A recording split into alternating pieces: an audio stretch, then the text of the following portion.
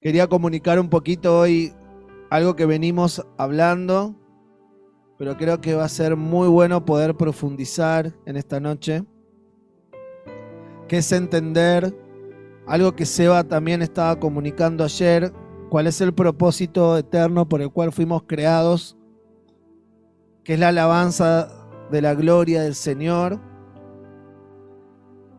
Nosotros entender que en esa concepción en la cual fuimos creados, nosotros fuimos creados en plenitud, ¿no? O sea, el Señor nos crea en su propia gloria, nos crea en Él, para Él y por Él, o sea, en Cristo. O sea que desde la concepción el hombre es creado en plenitud, ¿está bien? ¿Se acuerdan que ayer dijimos que una vez que el hombre es destituido de la gloria del Señor, empieza a percibir o a sentir, por ejemplo, miedo, desnudez, vergüenza, temor, todos sentimientos que el hombre en la gloria de Dios no sentía porque no estaba. O sea, Dios nos crea como un ser integral, ¿está bien? Cuerpo, alma y espíritu, ¿está bien? O sea, nos crea completos para expresar la plenitud de su propia gloria, ¿está bien? Esa es nuestra creación. ¿Cuál es el propósito por el cual fuimos creados? Expresar su gloria, ¿no? Ser la imagen visible de Dios. Ahora, cuando el hombre es destituido, porque como decía bien Seba hoy, come del árbol equivocado, elige otra comida, ¿no? El fruto del árbol del conocimiento del bien y el mal se vuelve algo codiciable para el hombre, porque la serpiente pone su simiente en el corazón del hombre, el fruto del árbol del conocimiento del bien y el mal se vuelve codiciable para el hombre, come del fruto y entonces es destituido de la gloria de Dios y cambia la plenitud del ser integral. ¿Me siguen? Me ponen cara rara, ¿no? Vamos bien, ¿no? Cambia la plenitud del ser integral por ahora un hombre fraccionado, un hombre natural que está incompleto. Ahora, cuando hablamos de que nosotros estamos completos en Cristo, no quiere decir que tenemos cosas materiales. ¿Está bien? Lo que estamos hablando es que en Cristo, en el diseño original, nosotros recuperamos el ser integral. O sea, ahora en Cristo recuperamos la vida del Espíritu. Hasta este momento, hasta que fuimos incluidos en Cristo, el hombre es un hombre fraccionado que únicamente tiene ¿qué? Alma y cuerpo. ¿Está bien? Entonces, ¿cuál es el gran inconveniente de que un hombre esté fraccionado, tenga únicamente alma y cuerpo? Es que el alma, escuchen, el alma no tiene que morir. ¿Saben eso? No maten el alma. El alma debe ser, como dice ahí, reconfigurada al diseño original para el cual fue creada. Ahora, ¿para qué fue creada el alma? ¿Cómo? Para expresar plenitud. Acuérdense que nosotros fuimos creados para expresar la plenitud de la gloria de Dios. O sea, el alma fue creada por Dios para expresar plenitud. Ahora, ¿por qué el alma del hombre fraccionado no puede expresar plenitud? Porque fue desconectada de la fuente de plenitud, que es Dios. Entonces, como es desconectada de la fuente de plenitud, que es Dios, el alma no encuentra lugar para manifestar plenitud. ¿Vamos bien? Ahora, ¿qué pierde el hombre fraccionado? La posibilidad de reproducir la vida integral de Dios. ¿No? ¿Por qué? Porque la vida integral de Dios únicamente puede reproducirse desde un ser integral. Básicamente, porque Dios es espíritu, ¿no? Y si el hombre natural no tiene espíritu porque está espiritualmente muerto, no puede reproducir la realidad de Dios. Por eso hablábamos ayer que el hombre natural no puede percibir, no puede ir, no puede reproducir, no puede exponer la vida de Dios. Por eso el hombre natural pierde el propósito por el cual fue creado. Dios tiene un único propósito y nos incluye en su propósito. El único propósito de Dios es el mismo, su propia gloria. Ahora, ¿por qué Dios nos crea para su propia gloria? ¿Nunca se preguntaron eso? Mira, yo hace muchos años dije una burrada como que Dios era egocéntrico, ¿no? Y nos había creado para que nosotros le digamos qué bueno que es. ¿Por qué Dios nos crea para su propia gloria? ¿Qué les parece? Porque no hay nada mejor para nosotros que Él mismo. O sea, Dios sabe que no hay nada mejor para nosotros que Él mismo y no hay nada peor que Él se hubiera negado para nosotros. O sea, su propia gloria es nuestro estado de plenitud. ¿Está bien? ¿Se entiende? Ahora, este hombre fraccionado lo que hace es desarrollar todo el aspecto sensorial, ¿no? El alma empieza a sentir desconectada del espíritu. Y si está desconectada del espíritu, lo que ahora el alma siente corresponde o responde al ámbito natural. Por eso, muchas veces, aún dentro de la iglesia, hemos sido dirigidos por los sentimientos.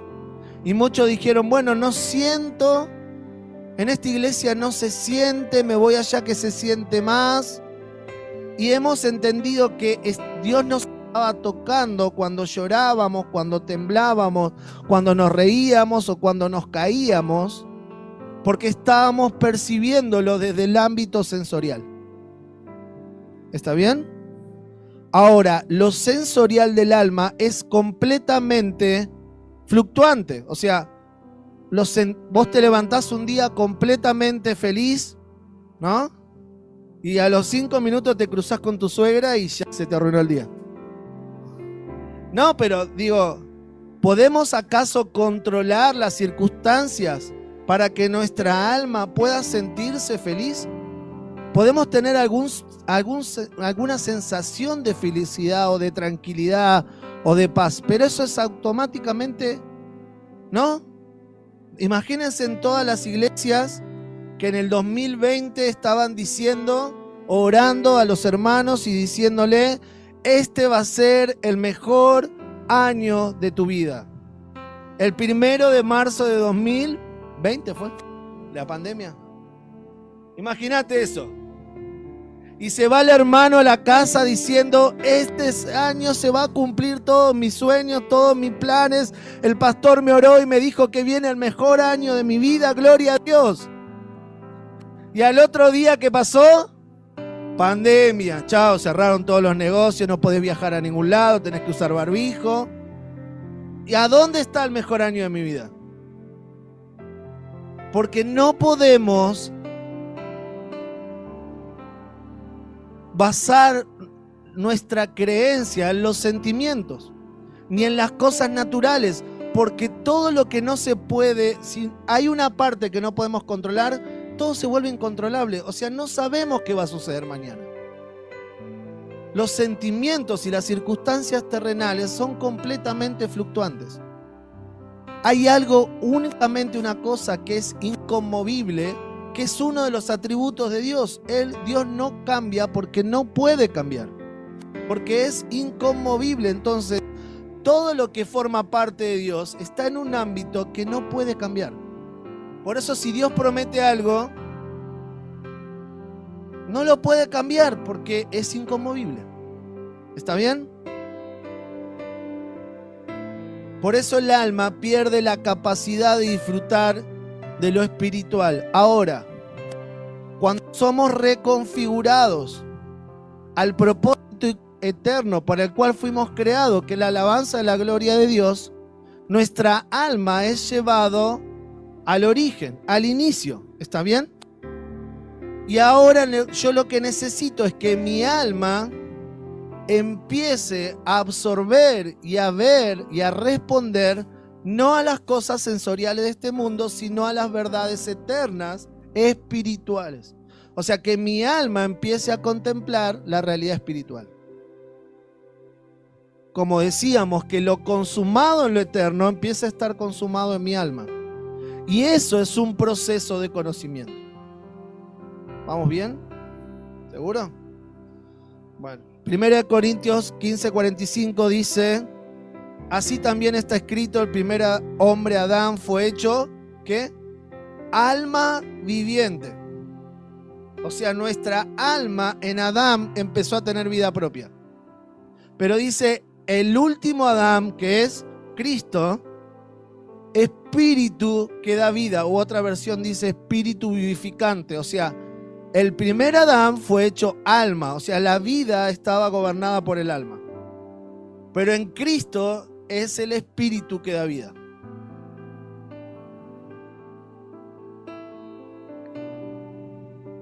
Ahora, no podemos abordar la realidad de Dios si no es a través del ser integral, porque el ser integral responde al diseño de Dios. Por eso decíamos que el hombre natural fraccionado no puede percibir las cosas espirituales. Ahora, si el hombre natural está fraccionado, no puede entender ni ver las cosas espirituales, no entiende el consumado de Dios, lo que hace es basar absolutamente todo en el único aspecto que le queda a mano. Vos le preguntas a alguien, ¿quién sos? ¿Y qué te responde? Yo soy abogado, yo soy médico, yo soy chofer de un torito. Entonces, ¿por qué el hombre responde así? Porque el hombre fraccionado entiende su identidad en lo que puede hacer. Pero en realidad no soy médico. O sea, trabajo como médico, estudié de médico, me recibí de médico. Pero el hombre, como pierde la posibilidad de ser hijo de Dios, ahora encuentra su ser en lo que hace. ¿Se va entendiendo? Ahora, cuando recuperamos la vida del Espíritu, nosotros podemos ser hijos de Dios porque encontramos el ser integral en el Espíritu. Ahora, quiere decir que toda verdad, que toda realidad espiritual únicamente se comprende en este ser integral. ¿Por qué? Porque es lo que decía Seba, ¿no? O sea, el hacer que produce Dios proviene del ser integral, que recuperó su identidad en el Espíritu. O sea, el hacer que glorifica a Dios es el hacer del Hijo en mí.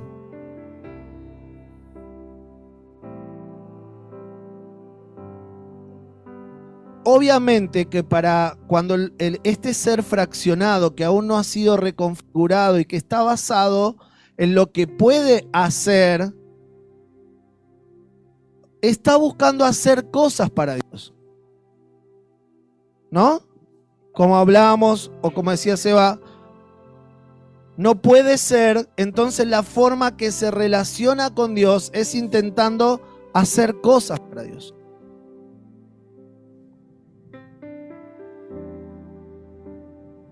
Miren, 1 Tesalonicenses 5, 21 al 24 dice esto.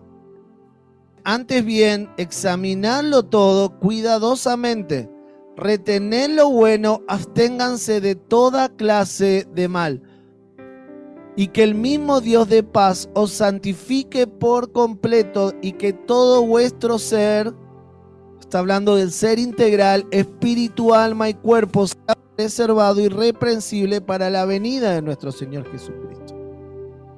Ahora, ¿qué ha entendido la iglesia como ayuno? Dejar de comer. Pero miren lo que dice en el versículo 22. Este es el ayuno de la iglesia con el entendimiento del ser integral. O absténganse de toda forma de mal. Ese es el verdadero ayuno, ¿no? Y dice, para que haya una santificación completa de todo el ser integral. Espíritu, alma y cuerpo.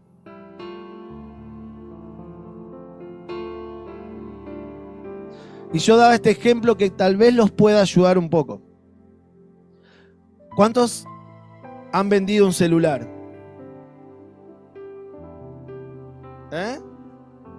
¿Compran? ¿Nunca vendieron un celular? Pues, que hayan tenido. Bueno, qué suerte que tienen. Bueno, cuando uno vende el celular, dice, lo usé un par de años, lo quiero cambiar, todavía está en buen estado, lo quiero vender, y uno se lo vende a alguien, ¿qué hace con el celular? Si yo se lo doy como está, tiene mi foto, mi información, ¿no? Tiene todo lo que tiene el celular. Entonces, ¿yo qué hago? Lo reseteo, ¿para qué? Para que esté igualito que salió de fábrica. Bueno, la reconfiguración almática es esto. Es formatear nuestra alma, es tocar, la cruz es tocar el botón de formatear para que el alma vuelva al estado original con el cual fue creado. ¿Y qué es que el alma sea formateada? Borrar, lo que decía Seba, todo conocimiento del bien y el mal que hayamos adquirido en el ámbito natural. O sea, es quitar toda la experiencia del viejo hombre de ese celular. Lo que hablaste, lo que viste, dónde estuviste, lo que hiciste, ahora tiene que ser percibido por un alma reconfigurada que está recién salida de fábrica. Por eso, el alma es de vuelta a como si saliera de fábrica. Para ahora tener la información correcta que proviene del Espíritu. O sea, todo lo que se borra de esa alma, del alma, es toda información adquirida en mi propia percepción del bien y del mal. Porque toda percepción que yo tengo del bien y el mal está enfocada en las cosas naturales. Entonces, ¿a qué le digo bien? A que me vaya bien en este mundo. ¿Y qué le digo mal? Que me vaya mal en este mundo. Pero dijimos ayer que el bien es Dios y que el mal es la ausencia de Dios. O sea, el mal es vivir mi vida como yo quiero. Colosenses 3 del 1 al 4.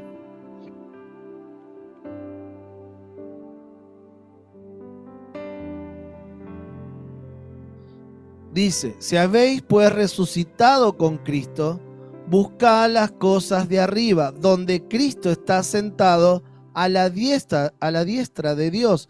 Poned la mira en las cosas de arriba, no en las de la tierra, porque habéis muerto y vuestra vida está escondida con Cristo en Dios. Cuando Cristo, nuestra vida, ¿qué dice? ¿Cuál es nuestra vida ahora? ¿No? Dice Cristo, nuestra vida. Esta es la manifestación que los apóstoles decían. No le decían vida a algo de este mundo, le decía Cristo en nuestra vida. Y lo que caminamos todavía en este mundo, ya no caminamos como antes, sino que lo caminamos escondidos en nuestra vida, que es Cristo. Entonces vosotros también seréis manifestados con Él en gloria. Romanos 8, 12 al 14. Así que, hermanos, somos deudores, no a la carne, porque si vivís conforme a la carne habréis de morir, pero si por el Espíritu hacéis morir las obras de la carne, viviréis, porque todos los que son guiados por el Espíritu de Dios, tales son hijos de Dios. Entonces, ¿qué es lo que, cuando yo voy mirando las cosas eternas, como dicen las Escrituras, quiero que presten atención a esto? Dijimos que Dios es inmutable, ¿se acuerdan? Entonces, ¿qué es lo que va siendo reconfigurado en mi alma? El alma fraccionada, dijimos que es fluctuante, o sea, es llevada como por las olas del mar, por las circunstancias de este mundo, ¿no? Y ahí aplica lo sensorial. O sea, ¿cuántas veces dijeron, no tengo ganas de orar, no tengo ganas de ir a la iglesia, no tengo ganas de leer la Biblia? Pero todas esas manifestaciones están enfocadas en un sentimiento. Y obviamente que tu alma, si no es reconfigurada, no va a tener ganas de hacer cosas espirituales. Entonces, ¿cómo hago para que no sea a través de un sentimiento, sino de una convicción, de una certeza? Bueno, miren, Dios dice eso, la Escritura dice esto, que ahora nuestra alma tiene un ancla. ¿Y cuál es esa ancla? Dice que nuestra alma está anclada por dos motivos. Está anclada por la promesa de Dios y por el juramento. O sea, Dios prometió y juró. ¿Para qué?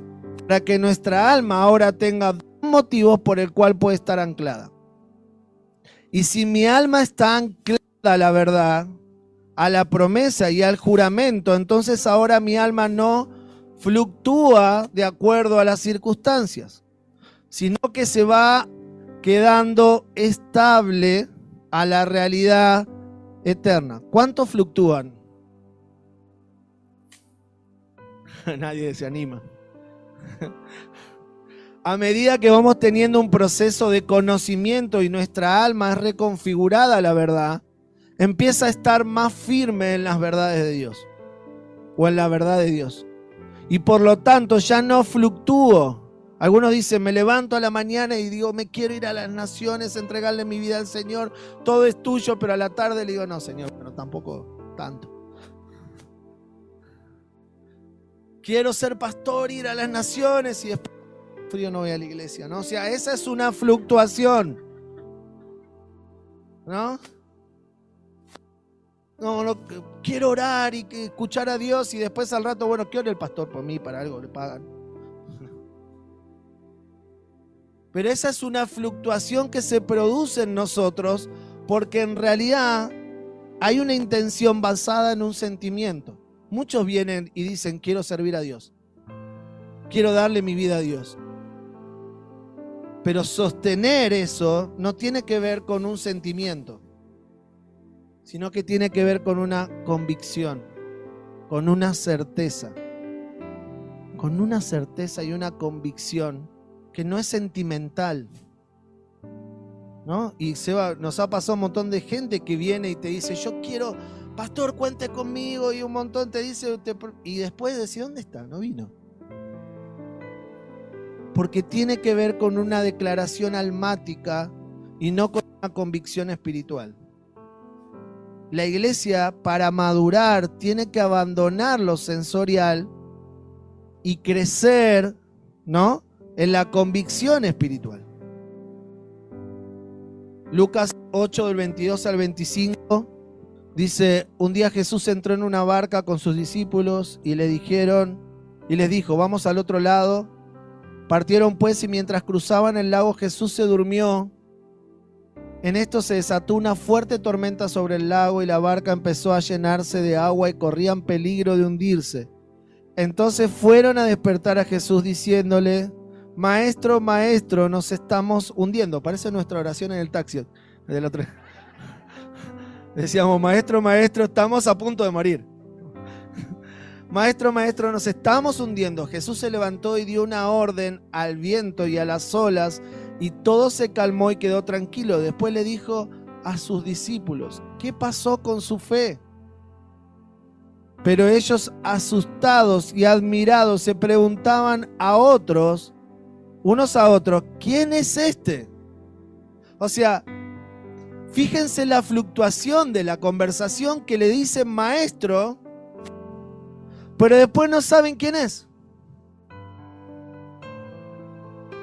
Dice, ¿quién es este que le da órdenes al viento y lo obedecen? Ahora, esto parece nuestras oraciones.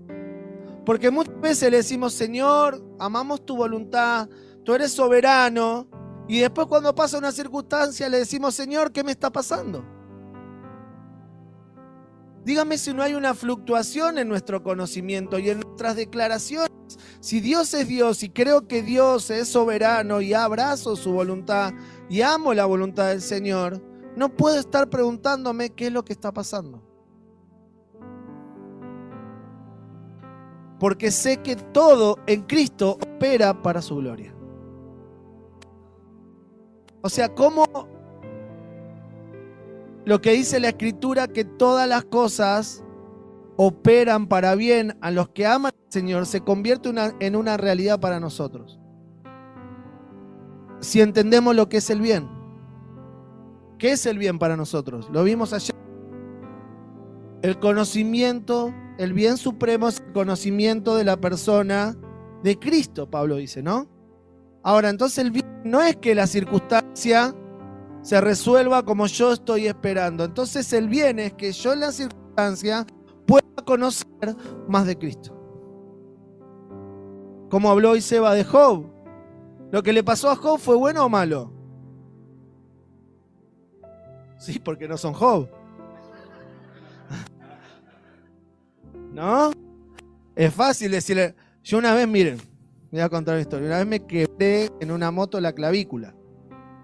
Y me llevaron así, miren. Así. ¿No?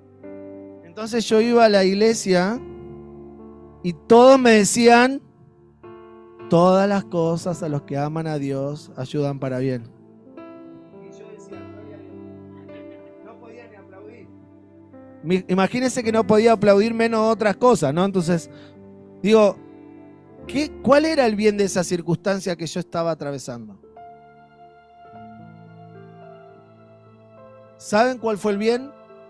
Que yo el día que tuve ese accidente me iban a ascender en el trabajo. Un ascenso que yo había esperado durante 6 años.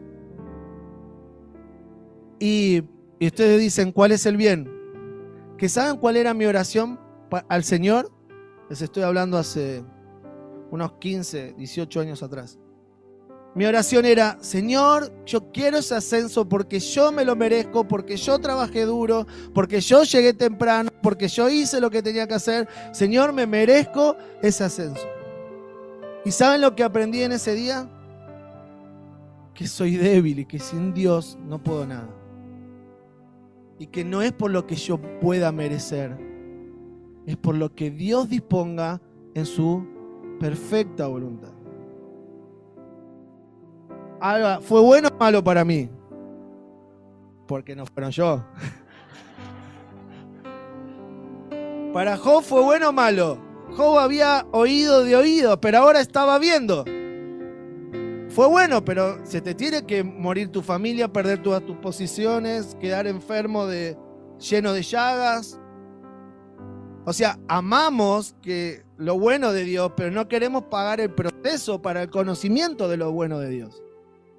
Ahora, ¿cómo mi alma puede estar anclada a la verdad en medio de una circunstancia así? ¿Saben qué me pasó cuando volví a trabajar? No me ascendieron.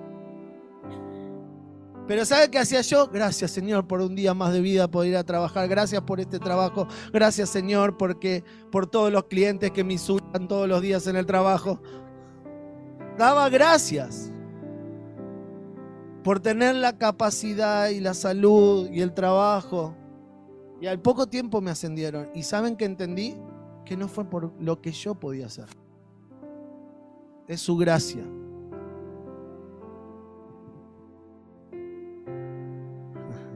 Ahora, la respuesta de los discípulos fue almática en esa barca. Miren, otro ejemplo. Aparece Jesús y está Juan el Bautista, ¿no? Y dice, este es el que viene después de mí, pero es antes de mí, de cual no soy digno de atar las sandalias. Lo bautiza, la paloma desciende y dice, una voz se escucha y dice, este es mi hijo amado. ¿Qué pasa después? Lo ponen preso a Juan. Lo mandan preso. ¿Y qué dice Juan? Andá a preguntar si este era. O esperamos a otro. Porque no nos estamos yendo mejor con esto. ¿O no? Porque hay una comprensión o un intento de comprender las cosas espirituales en forma almática.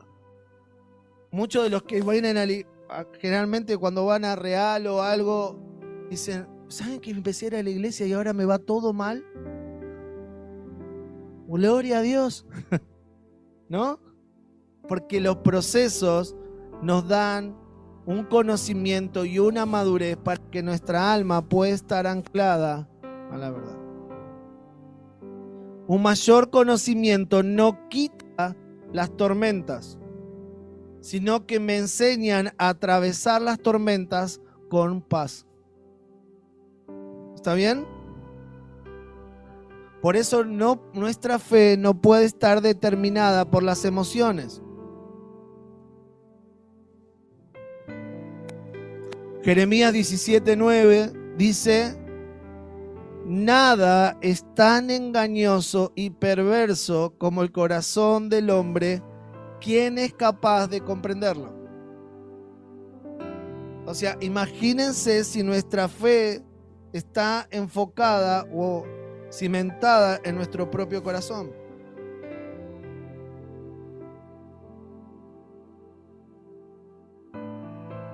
Por eso dijimos que el vestigio de este viejo hombre, que es nuestra mente, que es la mente natural, que es nuestro corazón, tiene que ser absorbido por la nueva realidad, ¿no?, del hombre espiritual. La iglesia manifiesta, expresa a un hombre espiritual y debe abandonar toda expresión del hombre natural, ¿no? Por eso cada vez que la iglesia entendió la realidad de Dios desde el ámbito natural, introdujo en la iglesia prácticas que no glorificaban a Dios. ¿Está bien? Efesios 4, 14 al 16 dice: para que ya no seamos niños sacudidos por las olas, llevados de aquí a por allá por todo viento de doctrina, por la astucia de los hombres, por las artimañas engañosas del error, sino que hablando la verdad en amor, crezcamos en todos los aspectos en aquel que es la cabeza, es decir, Cristo, de quien todo el cuerpo, estando bien ajustado y unido por la cohesión de las coyunturas, que las coyunturas proveen, conforme al funcionamiento adecuado, produce el crecimiento del cuerpo para su propia edificación en amor. O sea, ¿qué es que el cuerpo crezca? Que funcione unido, cimentado en la verdad, hablando una sola cosa. O sea, el cuerpo de Cristo debe estar en un estado de madurez. Y Pablo dice: yo quisiera darle vianda, pero son inmaduros. ¿Por qué? Porque entre ustedes hay peleas, envidia, distensiones, no están hablando una misma cosa, no están funcionando como cuerpo. Alguien dice: esta es mi silla, ¿por qué te sentaste? Ah, el pastor no me saludó, vos te sentaste más adelante, el pastor te quiere más a vos que a mí. No pasa eso, ¿no? Para nada. Esas cosas que parecen inocentes y risueñas han producido un retraso en la madurez. ¿Por qué? Porque seguimos discutiendo como si fuéramos niños. ¿No? Un niño dice: no me quiero levantar, no quiero ir a la escuela, no quiero hacer la tarea, no quiero limpiar.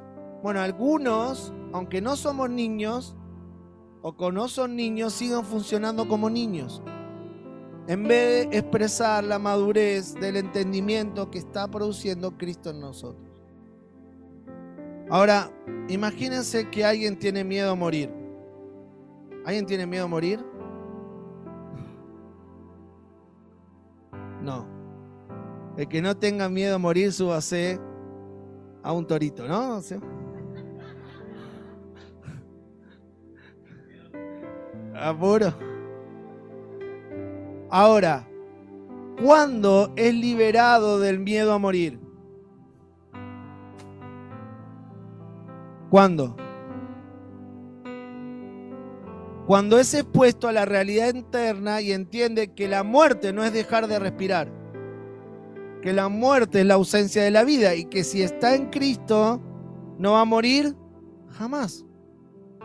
O sea, cuando entiende la realidad eterna, entonces empieza a dejar de tener miedo por algo natural.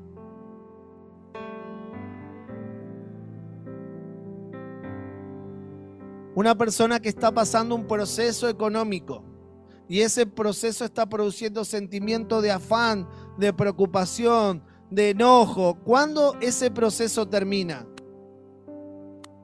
¿Cuando soluciona el problema económico? Porque sabe que el problema económico va a tener otro. ¿Cuándo se termina? Cuando entiende que lo verdaderamente importante no son las riquezas de este mundo, sino las riquezas eternas que tenemos en Cristo.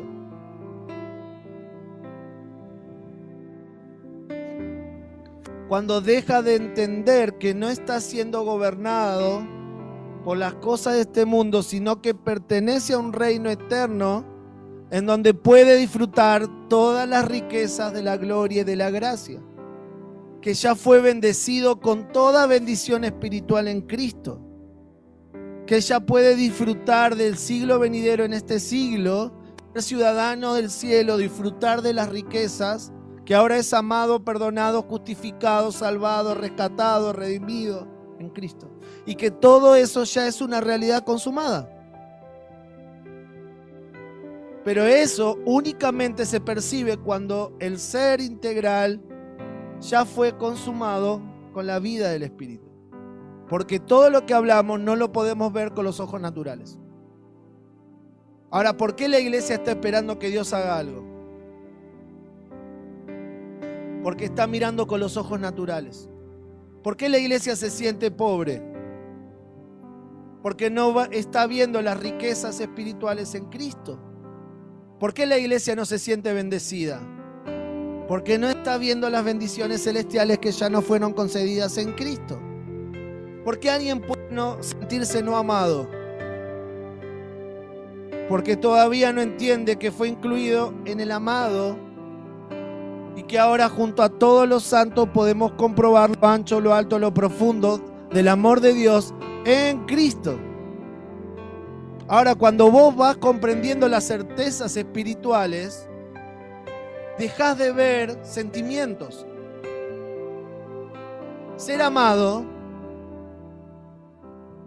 es un estado en el cual habitamos en Cristo. Ser bendecido es un estado en el cual estamos en Cristo. En Cristo somos hijos, ungidos, amados, perdonados, justificados y toda la lista de la riqueza de la gracia y de la gloria del Señor. ¿Qué es la verdad? Yo entendí que la verdadera libertad que tenemos en Cristo no es que ahora no tenemos problemas, sino que los problemas no causan el mismo efecto que causaban en nosotros cuando no teníamos a Cristo. O sea, hermanos, va a haber problemas, dificultades, tormentas, vientos adversos. Es una realidad. Jesús dijo: en el mundo vas a tener problemas. Porque el mundo es problemático. ¿Saben lo que pasó con Lázaro? ¿Qué hizo Jesús? Lo resucitó, pero Lázaro no está entre nosotros. ¿Qué pasó con Lázaro? Se volvió a morir. ¿Qué pasó con los leprosos que Jesús sanó? Se enfermaron y se murieron.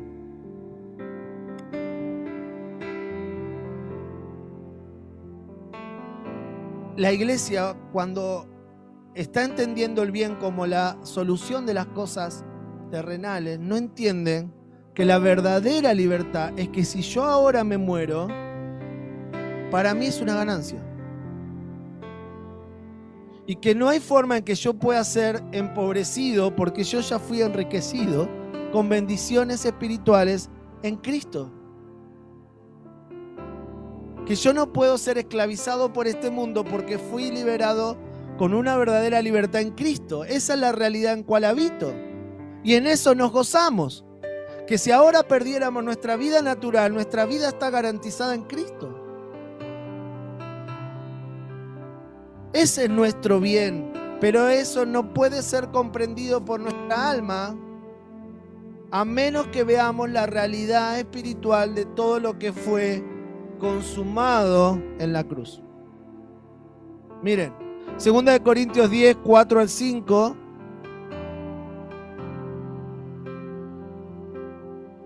Dice: porque las armas de nuestra contienda no son carnales, sino poderosas en Dios para la destrucción de fortalezas, destruyendo especulaciones y todo razonamiento altivo que se levanta en contra del conocimiento de Dios, y poniendo todo pensamiento en cautiverio a la obediencia de Cristo.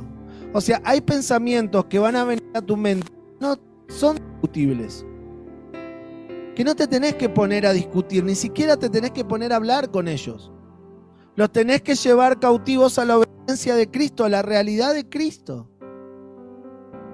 Pero para eso tenés que conocer la realidad de Cristo, para que los pensamientos no te gobiernen y para que podamos ser verdaderamente libres en Cristo.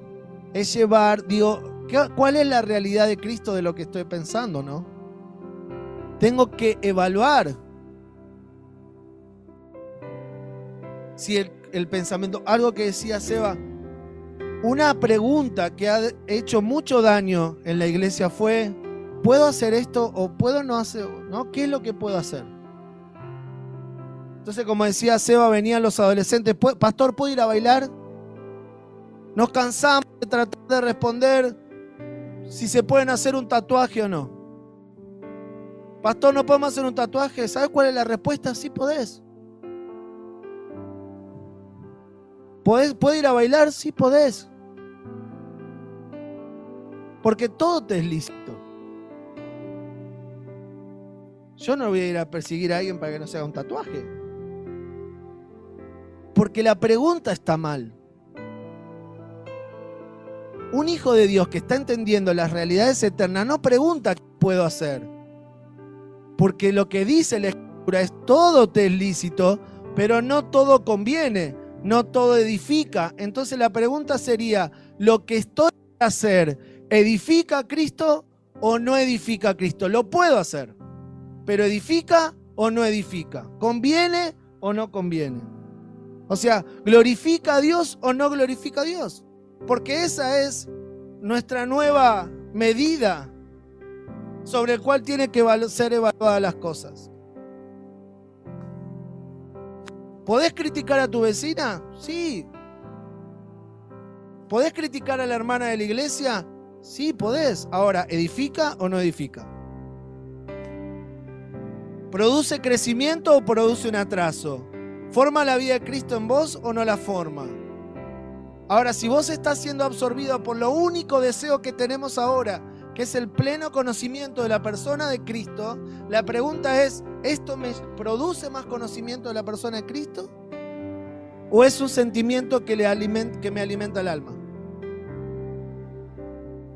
Si yo estoy completo en Cristo y mi alma está completa, alguien que está completo, que está lleno, no puede comer más nada. ¿Por qué? Porque está lleno. Pero si todavía estamos incompletos, ¿qué nos entran? Cosas. Porque es una cuestión de capacidad. Si yo todavía no estoy pleno, completo en el entendimiento de la realidad de Dios, todavía me entran pensamientos naturales. ¿Por qué? Porque encuentran espacio.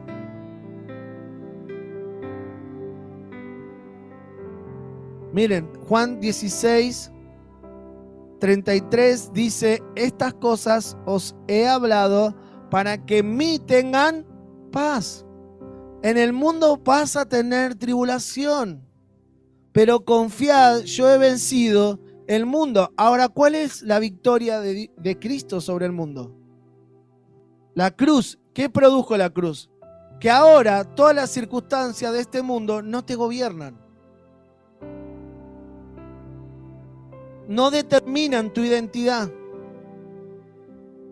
Yo no sentí más libertad en mi vida como la que sentí cuando entendí. Durante toda mi vida traté de ser lo que la gente esperaba que sea. Durante toda mi vida traté de ser lo que mis amigos esperaban que fuera. Y hice cosas que ni siquiera tenía ganas para tratar de agradarles. Y para tratar de que la gente me diga: qué bien, qué bueno. Salí a bailar, no conocía a Cristo, ¿no? Salí a bailar, les aclaro porque no, está bien aclarado, fue la duda. El pastor bailarín. ¿Por qué? Porque no sabía otra cosa para hacer. Y tomaba alcohol porque mis amigos lo tomaban. Y estaba con chicas porque era guapo, ¿no? Porque no, pero no era porque me gustaba hacer todas esas cosas. Era porque no sabía otra cosa para hacer. Como Sansón, ¿vieron qué hizo Sansón? Una fiesta, invitó a un montón de amigos y dice la escritura que lo hizo porque todos los de esa época hacían lo mismo. Pero la verdadera libertad sentí cuando entendí que mi vida no era eso. Y que yo no necesitaba hacer todo lo que el mundo hacía. Que ahora puedo disfrutar yendo en contra del mundo. Y que en medio de las circunstancias que antes me preocupaban, ahora Dios es glorificado. Y cuando viene alguna situación, miren, nosotros con Juli pasamos un momento económico muy difícil. Durante meses. Y con Juli la oración fue, bueno, Señor, ¿qué querés que aprendamos en esto? Y Dios dijo, agradezcan. Y empezamos a agradecer por todo. Estuvimos 2 meses sin agua caliente, con hijas adolescentes. Y yo estaba a punto de cobrar un juicio que cambiaba toda mi situación. Pero ¿saben cuál era mi oración? Señor, no permitas que cobre eso. Señor, no saques tu mano de esta situación hasta que aprendamos. Porque si el gozo de mi familia es cobrar ese dinero, entonces estamos perdiéndonos. Que aprendamos a gozarnos en medio de estas circunstancias. Y que suceda tu voluntad. Y mis hijas pasaron por una situación de la cual no estaban acostumbrados, pero nunca se quejaron. ¿Por qué? Porque vieron a sus padres gozarse en lo único que merece nuestro gozo, que es Cristo. Obviamente que trabajé, hice lo que Dios me puso en la mano para salir de esa situación, pero no estaba puesta mi esperanza en eso. Señor, no quites tu mano hasta que aprendamos, hasta que esto produzca más de Cristo en nosotros. ¿Cuántas veces orás para que una situación se termine? Si la situación se termina y no aprendimos nada, fallamos. Señor, quiero aprender a glorificarte, a gozarme en medio de esta situación, en medio de esta enfermedad, en medio de esta pérdida, en medio de este problema económico, lo que esté sucediendo. Porque en el mundo tendremos tribulaciones, pero Jesús dijo que hemos vencido, que Él ha vencido y que esa victoria ahora es nuestra.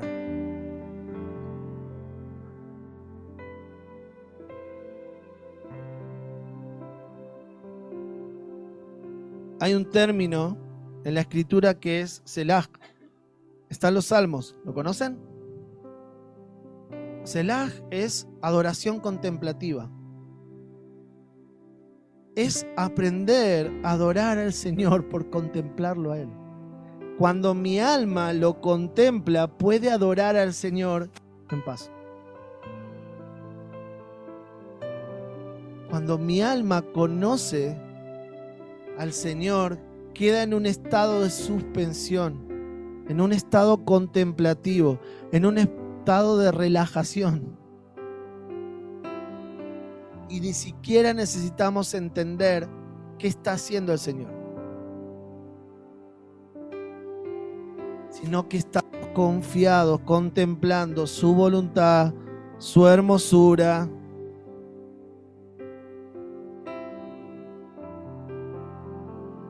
El pueblo de Israel continuamente reaccionaba, ¿no? Tenemos sed, queremos agua, tenemos hambre, comeremos pan, no, ahora queremos codornices, no, ahora queremos esto, y todo el tiempo, ¿no? Diciendo, ojalá podamos volver a Egipto. ¿Por qué? Porque ellos fueron libres, pero nunca fueron libres, nunca entendieron la libertad. Nunca aprendieron Podrían haber estado 180 años en el desierto, pero nunca aprendieron. Vivieron, nacieron y murieron como esclavos. ¿Saben por qué? Porque la esclavitud se les metió adentro. Vos podés ser pobre afuera, pero nunca pobre en el alma, si Cristo es tu tesoro.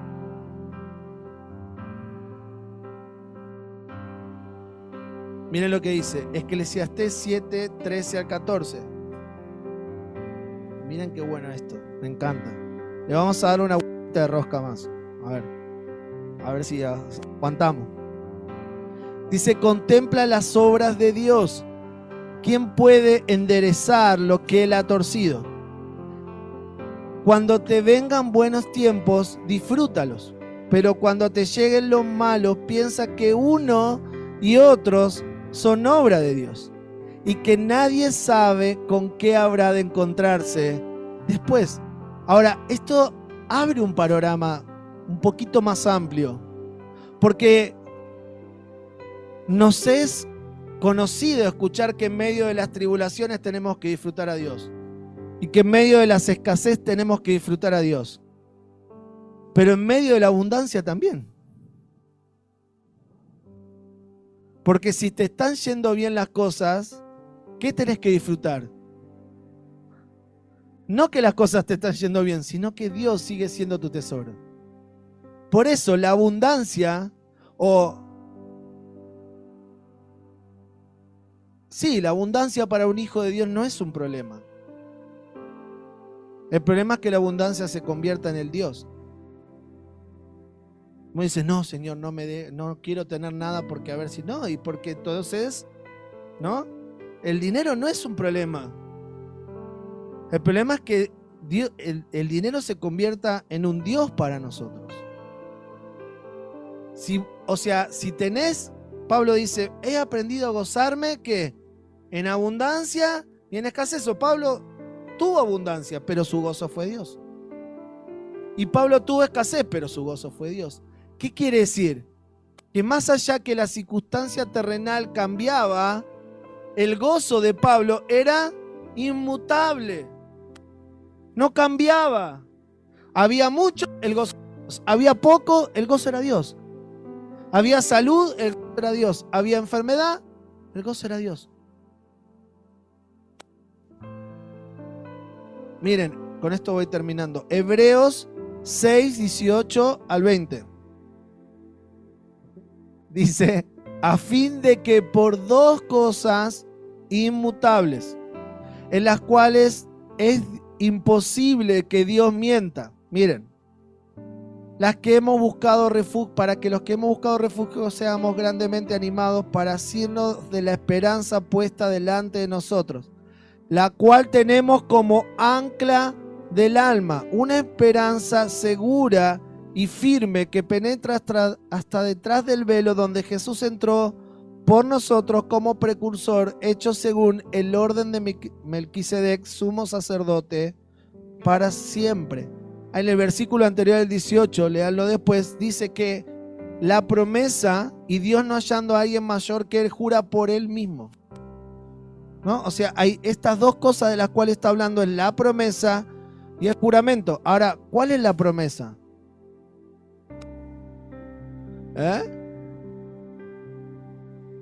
Cristo es la promesa. Y Cristo fue consumado en una cruz, o sea que la promesa es una certeza. ¿Qué es la fe? La convicción y la certeza de lo que es, ¿no? ¿Cómo es? La convicción. Ahora, la convicción y la certeza no es de que, ¿no? Va a cambiar mi situación económica, las mujeres si voy a conseguir el novio, el hombre de Dios, las chicas, ay, el novio, los chicos, la novia, ¿no? La certeza y la convicción es que la promesa es una realidad en Cristo. O sea, está hablando de asuntos espirituales que únicamente puede ser comprendida por un ser integral que fue regenerado en el Espíritu. Efesios 3 del 1 al 7. ¿Quieren ver la promesa? Por esta causa, Pablo, prisionero de Cristo Jesús, por amor de vosotros los gentiles, y en verdad habéis oído de la dispensación de la gracia de Dios que me fue dada para con vosotros, que por revelación me fue dado a conocer el misterio, tal como antes escribí brevemente, en vista de lo cual, leyendo, podás comprender mi discernimiento del misterio de Cristo, que en otras generaciones no se dio a conocer a los hijos de los hombres, pero ahora ha sido revelado a sus santos apóstoles y profetas por el Espíritu. Y ahora mira el versículo 6. A saber, que los gentiles, ¿quiénes son los gentiles? Son coherederos y miembros del mismo cuerpo, participando igualmente de la promesa en Cristo Jesús, mediante el evangelio del cual fui hecho ministro, conforme al don de la gracia de Dios que me ha sido concedido según la eficacia de su poder. ¿Cuál es la promesa? Que ahora somos coherederos con Cristo. O sea, hay una herencia. Y esa herencia es celestial. ¿Y sabes cuál es nuestra tranquilidad? Que esa herencia no está en este mundo. Porque todo lo que hay en este mundo va a desaparecer. Es cambiante. Muta. Ahí está. Muta. Pero nuestra herencia está en un reino que es inmutable. O sea, no puede cambiar. Y está ahí. Es una realidad en Cristo. Esa promesa fue consumada. Y ahora podemos disfrutarla. Ahora nuestra alma puede ver la promesa y decir, Selah.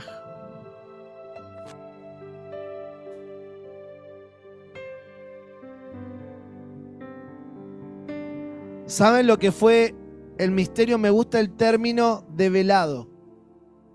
O sea, había un velo y el velo fue quitado. El misterio es eterno, pero fue revelado, develado, se quitó el velo y ahora lo podemos ver. O sea, es una realidad que vemos, que tocamos, que palpamos, que disfrutamos. Y de esa realidad que vemos, tocamos y palpamos, hablamos, expresamos, testificamos.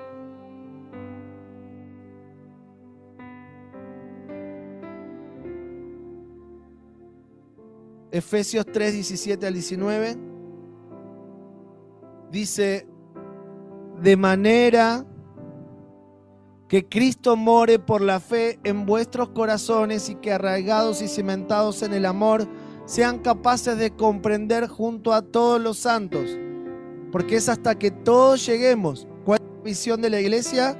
Llegar a la plenitud de Cristo, llegar a la estatura del varón perfecto, ¿no? A ese estado de madurez en el cual todos comprendamos la anchura, la longitud, la altura y la profundidad de conocer el amor de Dios en Cristo Jesús que sobrepasa el conocimiento, para que seas llenos hasta la medida de toda la plenitud de Dios.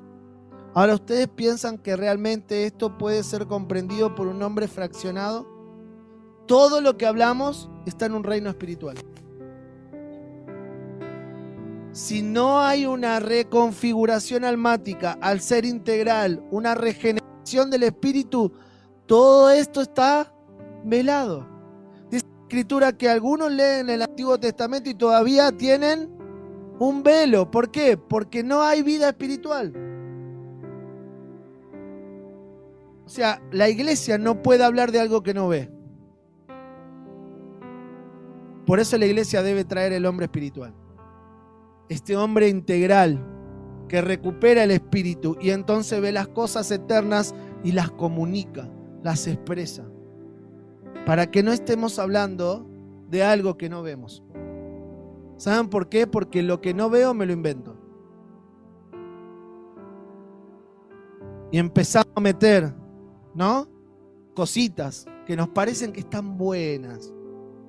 Esto está bueno, o sea, Dios, mirá, esto está lindo. Porque no vemos. Y entonces, ¿qué pasa cuando no vemos? Nos convertimos en ciegos, guías de ciegos. Debemos entender la necesidad de recuperar el ser integral, la reconfiguración almática en el espíritu para que nuestra alma pueda disfrutar, ver la realidad eterna. Amén. Vamos a orar. Señor, te damos gracias. Señor, te damos gracias. Porque tú estás hablando vida y verdad, Señor. Quita toda distracción, Señor. Que el velo se corra. Que toda duda en nuestra alma hoy sea llevada a Cristo. En donde no hay duda, Señor. Donde estamos viendo una realidad. En donde estamos viendo una certeza, Señor. Entendemos que somos coherederos en Cristo, Señor. Que por tu gracia fuimos alcanzados. Señor, no queremos ser niños fluctuantes, almáticos, sentimentales, sino estar completamente convencidos en el espíritu de tu realidad eterna.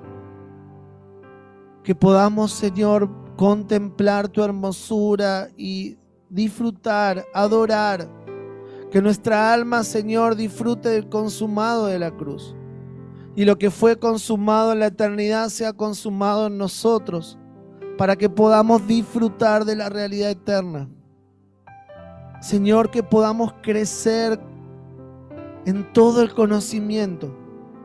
Señor, y pase lo que pase, nos mantendremos firmes en la verdad. Firmes, Señor, avanzando en el conocimiento. Padre, te damos gracias. Prepáranos, Señor, para recibir a todos aquellos, Señor, que salgan del sistema religioso corriendo. Padre, ayúdanos a comprender tu realidad para ser testigos de las cosas eternas. Señor, que dejemos de poner nuestras esperanzas en las cosas terrenales. Te necesitamos, Señor. Te necesitamos, Señor. Necesito, papá. Te necesito. Que hoy los velos se caigan, Señor. Que podamos ver, Padre, por obra de tu Espíritu, Señor, nos conduzca más profundo, Señor. Padre, te necesitamos. Señor, sé que hay algunos que todavía están dudando en sus corazones, que todavía hay un temor de entregarse completamente, que están discutiendo en su alma. Padre, que puedan verte a ti, que no sean convencidos por palabras, sino por la única realidad que debe gobernarnos, que es tu verdad, Señor. Que sea tu Espíritu, Señor, y que nos conduzca a toda verdad. Padre, te damos gracias. Te damos gracias, Señor. Vendrán corriendo a comer del pan de vida. Señor, vendrán desesperados, anhelando, Señor, comer del fruto. Padre, prepáranos, Señor. Esto está sucediendo en toda tu iglesia a nivel global. Tú estás despertando a los hijos, Señor. Tú estás añadiendo a aquellos que le estás mostrando en el Espíritu, Señor. Padre, clamamos, Señor, a ti. Oh, santo, eres digno, Señor.